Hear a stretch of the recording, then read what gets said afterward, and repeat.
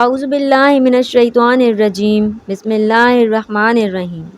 شروع اللہ کے بابرکت نام سے جو بڑا مہربان اور رحم فرمانے والا ہے۔ حضور نبی کریم صلی اللہ علیہ وآلہ وسلم ایک دن اپنے چند جانثاروں کے درمیان رونق افروز تھے کہ ایک صاحب جن کے چہرے پر زہد و عبادت اور تفکر کے آثار نمایاں تھے، آپ صلی اللہ علیہ وآلہ وسلم کی خدمت اقدس میں حاضر ہوئے اور عرض کیا، یا رسول اللہ صلی اللہ علیہ وآلہ وسلم، ہم اہل کتاب لوگوں میں رہتے ہیں، کیا ان کے برتنوں میں ہم کھانا کھا لیں؟ اور ہم ایسی زمین میں رہتے ہیں جہاں شکار بہت ہے، اور میں اپنی کمان اور غیر تربیت یافتہ کتوں سے شکار کرتا ہوں، ان میں سے کون سی چیز میرے لیے درست ہے؟ حضور صلی اللہ علیہ وآلہ وسلم نے فرمایا، تم نے اہل کتاب کے برتنوں کا جو ذکر کیا ہے، ان کے متعلق صحیح طرز عمل یہ ہے کہ اگر ان کے ہاں برتن جو ان کے استعمال میں نہ ہوں مل سکیں تو ان میں کھاؤ، اور اگر دوسرے برتن نہ ملیں تو ان کو خوب دھو اور پھر ان میں کھا لو، اور جو چیز تم اپنی کمان سے شکار کرو اور اس پر اللہ کا نام لو اس کو کھا لو، اور جو چیز تم تربیت یافتہ کتے سے شکار کرو اور اس پر اللہ کا نام لو اس کو بھی کھا لو، اور جو چیز کہ تم غیر تربیت یافتہ کتے سے شکار کرو اور اس کو زندہ پاؤ تو ذبح کرو اور پھر کھا لو۔ ان صاحب نے ان ارشادات نبی صلی اللہ علیہ وآلہ وسلم کو حضر جاں بنا لیا اور ساری عمر نہ صرف خود ان پر عمل کیا بلکہ دوسروں تک بھی ان کو پہنچایا۔ یہ صاحب رسول جن کو حلال و حرام اور جائز و ناجائز جاننے کے لیے سرور عالم صلی اللہ علیہ وآلہ وسلم سے رہنمائی حاصل کرنے کا اس قدر اشتیاق تھا، حضرت ابو سلبہ خشنی رضی اللہ تعالی عنہ تھے۔ حضرت ابو سلبہ خشنی رضی اللہ تعالی عنہ کا شمار آسمان ہدایت کے نہایت روشن ستاروں میں ہوتا ہے۔ ان کے نام کے بارے میں اختلاف ہے کہ کسی نے جرہم لکھا ہے اور کسی نے جرثوم۔ انہوں نے اپنی کنیت ابو سلبہ سے ہی شہرت پائی۔ ان کا تعلق بنو قزا کی ایک شاخ خشین سے تھا، اس نسبت سے انہیں خشنی کہا جاتا ہے۔ اہل سیر نے ان کے قبول اسلام کے زمانے کی تصریح نہیں کی، البتہ بعض نے یہ خیال ظاہر کیا ہے کہ وہ دعوت اسلام کی ابتدا میں دولت ایمان سے بہرہ ور ہو گئے، لیکن صفحات تاریخ میں وہ صلح حدیبیہ کے موقع پر منظر عام پر آتے ہیں۔ اگر وہ دعوت توحید کے آغاز میں اسلام لائے تو پھر سوال پیدا ہوتا ہے کہ وہ 17-18 سال تک کہاں رہے اور کیا کرتے رہے؟ کتب سیر سے اس کا کوئی جواب نہیں ملتا۔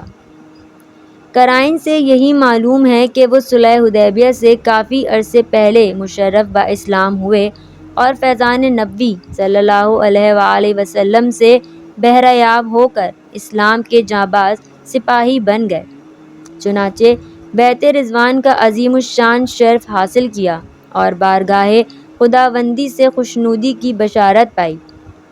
صلح حدیبیہ کے بہت جلد بعد محرم 7 ہجری میں غزوہ خیبر پیش آیا۔ اس میں قریب وہ تمام صحابہ جو بیعت رضوان سے سعادت اندوز ہوئے تھے حضور صلی اللہ علیہ وآلہ وسلم کے ہم رکاب تھے۔ حضرت ابو سلبہ رضی اللہ تعالی عنہ بھی یقیناً اس غزوے میں شریک ہوئے ہوں گے، کیونکہ اہل سیر نے صراحت کے ساتھ لکھا ہے کہ خیبر کے مال غنیمت سے انہوں نے بھی حصہ پایا۔ غزوہ خیبر کے بعد سرور عالم صلی اللہ علیہ وآلہ وسلم نے حضرت ابو سلبہ رضی اللہ تعالی عنہ کو ان کے قبیلے میں تبلیغ اسلام کے لیے بھیجا۔ ان کی شبانہ روز تبلیغی مساعی کے نتیجے میں سارا قبیلہ عہد رسالت ہی میں حلقہ بغوش اسلام ہو گیا۔ حضرت عمر فاروق رضی اللہ تعالی عنہ کے عہد خلافت میں شام فتح ہوا تو حضرت ابو سلبہ رضی اللہ تعالی عنہ نے شام میں مستقل استقامت اختیار کر لی۔ نہایت عابد و زاہد تھے اور سیاسی ہنگامہ آرائیوں سے کنارہ کش رہتے تھے۔ جنگ صفین میں بھی متعلق کوئی حصہ نہ لیا، نہایت حق گو اور راست باز تھے۔ ان کی زبان سے حق کے سوا کبھی کوئی بات نہ نکلتی تھی۔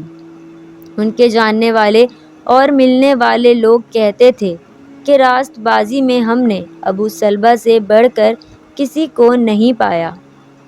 حافظ ابن حجر رحمۃ اللہ علیہ کا بیان ہے کہ خشیت الہی کا ان پر اس قدر غلبہ تھا کہ ہر وقت لرزاں و ترساں رہتے تھے۔ رات کو گھر سے باہر نکل جاتے اور چاند ستاروں اور قدرت خداوندی کے دوسرے مظاہر پر غور کرتے کرتے بے اختیار سر بسجود ہو کر حمد خداوندی میں مشغول ہو جاتے۔ حضرت ابو سلبہ رضی اللہ تعالیٰ عنہ نے سفر آخرت کب اختیار کیا، اس کے بارے میں اختلاف ہے۔ ابن اسیر رحمۃ اللہ علیہ نے اسد الغابہ میں لکھا ہے کہ انہوں نے امیر معاویہ رضی اللہ تعالیٰ عنہ کی ابتدائی خلافت میں وفات پائی۔ ان کی وفات کا قصہ بھی عجیب ہے۔ زندگی میں لوگوں سے اکثر کہا کرتے تھے کہ اللہ سے امید ہے کہ وہ مجھے تم لوگوں کی طرح ایڑیاں رگڑا رگڑا کر دنیا سے نہیں اٹھائے گا، چنانچہ ان کی یہ امید پوری ہوئی۔ حافظ ابن حجر رحمۃ اللہ علیہ کہتے ہیں کہ ایک دن آدھی رات گئے نماز میں مشغول تھے، قریب ہی ان کی بیٹی سو رہی تھی۔ انہوں نے خواب میں دیکھا کہ والد گرامی اس دنیائے فانی سے کوچ کر گئے ہیں۔ ہڑبڑا کر اٹھ بیٹھیں اور آواز دی، ابا جان ابا جان۔ انہوں نے جواب دیا، بیٹی نماز پڑھ رہا ہوں۔ تھوڑی دیر کے بعد پھر آواز دی تو کوئی جواب نہ ملا۔ پاس جا کر دیکھا تو سجدے میں پڑے ہوئے تھے، لیکن روح عالم بالا کو پرواز کر چکی تھی۔ انا للہ و انا الیہ راجعون۔ ازواج و اولاد کے بارے میں کتب سیر خاموش ہیں۔ حضرت ابو سلبہ رضی اللہ تعالیٰ عنہ سے 40 حدیثیں مروی ہیں، ان میں سے 3 صحیح بخاری اور صحیح مسلم دونوں میں موجود ہیں۔ حضرت ابو سلبہ خشنی رضی اللہ تعالیٰ عنہ سے مروی احادیث کو پڑھ کر معلوم ہوتا ہے کہ انہیں سفر و حضر میں اکثر بارگاہ نبوی میں حاضری کی سعادت نصیب ہوئی۔ وہ خود بھی حضور اکرم صلی اللہ علیہ وآلہ وسلم سے مسائل پوچھتے تھے اور اس کے علاوہ بھی جو کچھ آپ صلی اللہ علیہ وآلہ وسلم سے سنتے تھے اس کو یاد رکھتے تھے اور دوسروں تک پہنچاتے تھے۔ ہم ان سے مروی 6 احادیث یہاں بطور تبرک درج کرتے ہیں۔ حضرت ابو سلبہ رضی اللہ تعالیٰ عنہ سے روایت ہے کہ رسول اللہ صلی اللہ علیہ وآلہ وسلم نے پالتو گدھوں کو حرام قرار دیا۔ رسول اللہ صلی اللہ علیہ وآلہ وسلم نے فرمایا کہ اللہ تعالیٰ نے چند باتیں فرض کی ہیں، بس تم اس کو ضائع نہ کرو، یعنی ان کو ترک نہ کرو، اور چند چیزیں اللہ تعالیٰ نے حرام کی ہیں، بس ان کے قریب بھی نہ جاؤ، اور اللہ تعالیٰ نے چند حدود مقرر کی ہیں، بس ان سے تجاوز نہ کرو، اور چند چیزوں کے بیان کرنے میں سکوت اختیار کرو، بس تم ان پر بحث نہ کرو۔ رسول اللہ صلی اللہ علیہ وآلہ وسلم نے فرمایا ہے کہ جن 3 قسم ہیں، ایک تو وہ ہیں جن کے پر ہیں اور وہ اڑتے ہیں، دوسرے وہ ہیں جو سانپوں اور کتوں کی شکل میں ہیں، اور ایک قسم وہ ہے جو منزل میں اترتی اور کوچ کرتی ہے۔ رسول اللہ صلی اللہ علیہ وآلہ وسلم نے اس شکار کی نسبت جس کو شکاری شکار کرنے کے بعد تیسرے دن پائے فرمایا اگر اس میں بو پیدا نہ ہو گئی ہو تو اس کو کھا لیا جائے۔